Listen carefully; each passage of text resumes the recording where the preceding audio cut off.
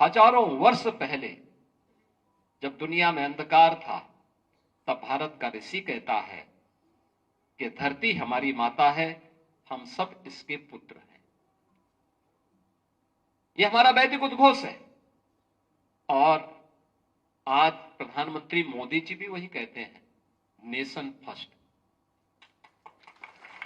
यानी हर भारतवासी के लिए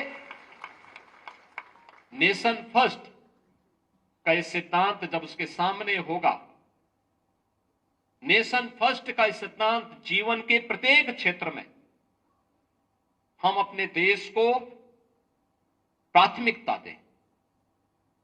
हमारा जो कुछ भी है, कोई शिक्षा के क्षेत्र में होगा, कोई प्रशासन के क्षेत्र में होगा, कोई समाज सेवा के क्षेत्र में होगा, कोई स्पोर्ट्स के क्षेत्र में होगा, कोई कला के क्षेत्र में होगा, कोई कृषि के क्षेत्र में होगा, कोई अलग अलग जीवन के अलग अलग क्षेत्रों में होंगे, लेकिन सबका लक्ष्य नेशन फर्स्ट होना चाहिए, राष्ट्र प्रथम होना चाहिए।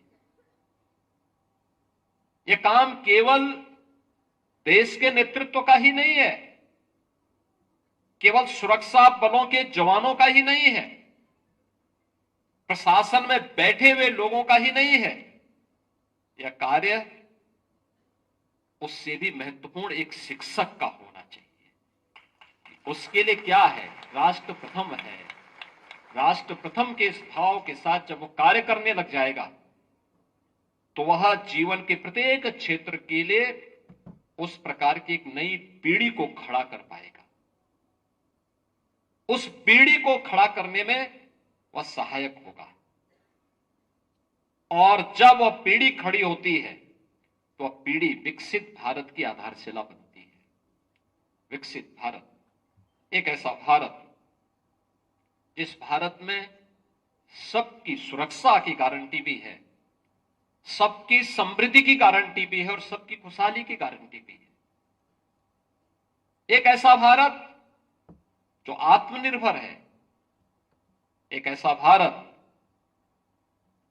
जो दुनिया को मार्गदर्शन और नेतृत्व देने की सामर्थ्य रखता है।